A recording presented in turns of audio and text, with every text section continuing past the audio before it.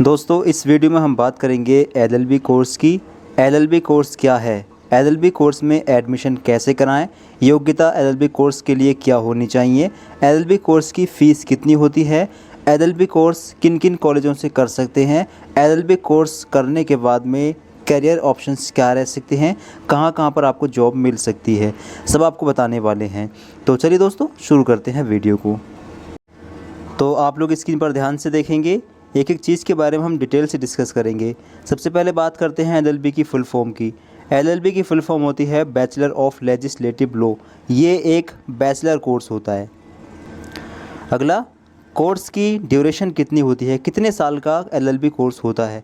तो LLB course होता है 3 साल का आफ्टर ग्रेजुएशन और 5 साल का होता है आफ्टर 12th। अगर आप ग्रेजुएशन करने के बाद में एलएलबी करते हैं तो 3 साल की एलएलबी होती है।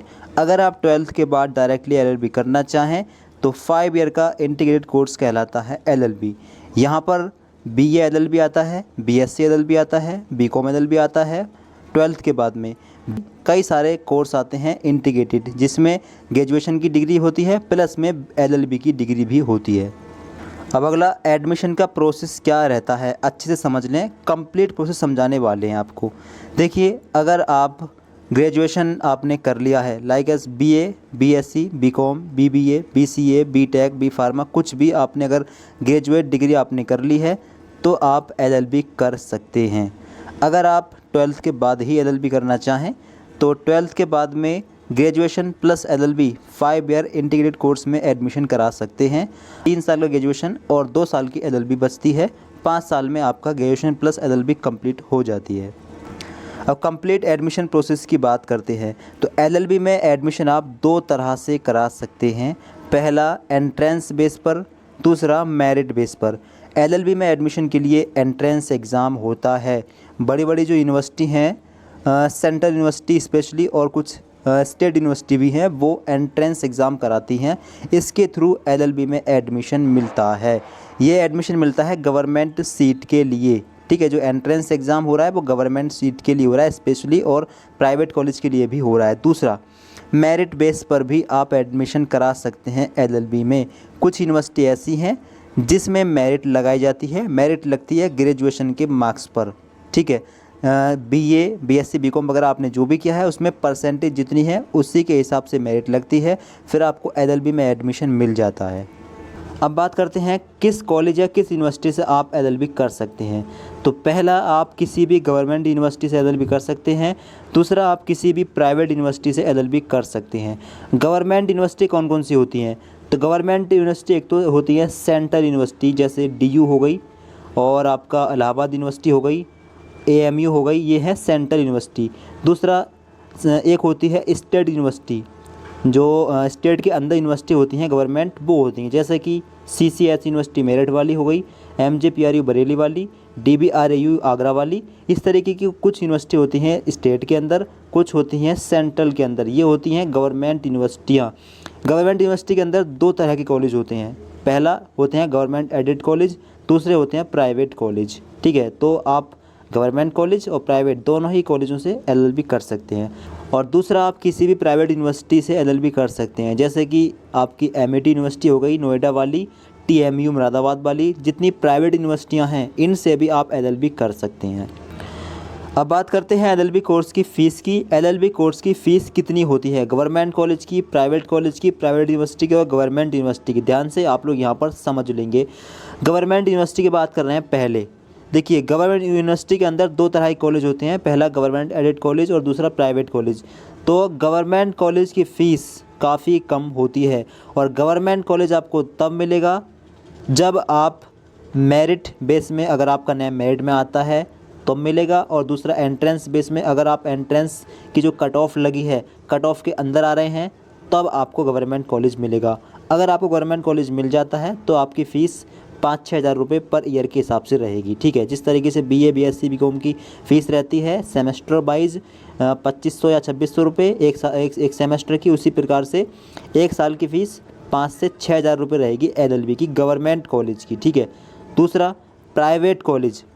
अब यूनिवर्सिटी गवर्नमेंट है और कॉलेज प्राइवेट है, तो अगर आपने किसी भी गवर्नमेंट यूनिवर्सिटी का मान लीजिए एंट्रेंस एग्ज़ाम दिया और आपकी परसेंटेज मतलब आपकी जो कट ऑफ है वो कम रह गई तो आपको प्राइवेट कॉलेज मिल जाएगा, ठीक है। अब प्राइवेट कॉलेज की फ़ीस रहेगी 20,000 से 35,000 के बीच में, मतलब यूनिवर्सिटी गवर्नमेंट ही है और कॉलेज आपका प्राइवेट है, तब आपकी फ़ीस 20 से 35,000 के बीच में रहेगी। अब ये डिपेंड करेगा कॉलेज के लोकेशन पर, कॉलेज की फैसिलिटी पर, फैकल्टी पर, ठीक है, कि फैकल्टी फैसिलिटी लोकेशन क्या है उसी हिसाब से फ़ीस रहती है फिर। तो ठीक है, आप लोग यहाँ पर देख लें, गवर्नमेंट यूनिवर्सिटी के अंदर गवर्नमेंट कॉलेज की फ़ीस 5-6 हज़ार रुपये साल है और प्राइवेट कॉलेज की फ़ीस 20 से 35,000 रुपये साल है। अब दूसरा होता है एक प्राइवेट यूनिवर्सिटी। प्राइवेट यूनिवर्सिटी की फ़ीस आपको पता ही है ज़्यादा होती है, क्योंकि वो फैसिलिटी काफ़ी अच्छी प्रोवाइड कराती हैं, फैकल्टी भी काफ़ी अच्छी होती है और फैसिलिटी भी काफ़ी ज़्यादा प्रोवाइड कराती हैं। तो प्राइवेट यूनिवर्सिटी की फ़ीस 40,000 से 70,000 और 80,000 के बीच में होती है। जैसी यूनिवर्सिटी होगी, जैसी लोकेशन, फैकल्टी फैसिलिटी, उसी हिसाब से ही फ़ीस होगी। तो जो मिनिमम फ़ीस है गवर्नमेंट यूनिवर्सिटी की, वो प्राइवेट यूनिवर्सिटी की वो 40,000 रहेगी। 40,000 से ऊपर फ़ीस रहती है प्राइवेट यूनिवर्सिटी की। अगर आप लोगों को एडमिशन कराना हो तो आप लोग यहाँ पर देख लें कि एडमिशन आप कब ले सकते हैं और कब होते हैं एडमिशन किस टाइम पर होते हैं और कब आप एडमिशन करा सकते हैं, ये आप लोग ज़रूर देख लें। तो देखिए, मान लीजिए आप बीएससी बीकॉम के बाद एलएलबी डायरेक्ट करना चाहते हैं, तो बीएससी बीकॉम का जो लास्ट सेमेस्टर है, ठीक है, लास्ट सेमेस्टर में आप अप्लाई कर सकते हैं, अपीयरिंग या पास्ड हों, अपीयरिंग में भी आप अप्लाई कर सकते हैं। तो जो आपका लास्ट सेमेस्टर का रिज़ल्ट है, रिज़ल्ट आने के 15 से 20 दिन के बाद में फॉर्म निकलते हैं एंट्रेंस एग्ज़ाम के भी और मेरिट बेस्ड जो एडमिशन होते हैं उसके भी, ठीक है। मतलब हर साल जो लास्ट ईयर या लास्ट सेमेस्टर का जो रिज़ल्ट होता है, रिज़ल्ट जारी होने के 15 से 20 दिन के बाद में ही मेरिट और एंट्रेंस दोनों तरह के एडमिशन के लिए फॉर्म निकल जाते हैं।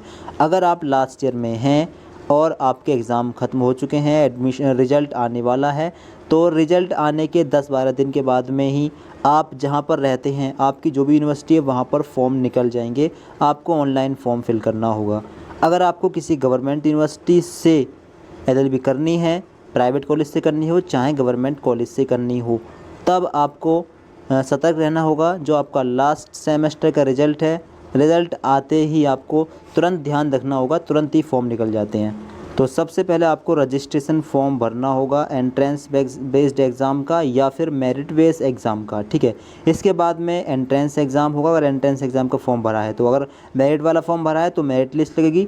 अगर आपका नेम कट ऑफ के अंदर आ रहा है तो आपको गवर्नमेंट कॉलेज मिल जाएगा, आप गवर्नमेंट कॉलेज से एलएलबी कर सकते हैं। अब एलएलबी करने के बाद में करियर ऑप्शंस क्या रह सकते हैं, आप कहाँ कहाँ जॉब कर सकते हैं, क्या क्या आप बन सकते हैं। तो नंबर 1 आप लॉयर बन सकते हैं, ठीक है। नंबर 2 आप जज बन सकते हैं, ठीक है। एलएलबी के बाद में एलएलएम भी आप कर सकते हैं और जज भी आप बन सकते हैं। नंबर 3 आप एडवोकेट बन सकते हैं, लीगल एडवाइज़र बन सकते हैं और टीचिंग भी करा सकते हैं। मतलब अगर आपने एलएलबी कर ली है तो आप एलएलबी करने के बाद में एलएलबी करने वाले स्टूडेंट्स को भी पढ़ा सकते हैं कॉलेज में, ठीक है। तो आप टीचर भी बन सकते हैं।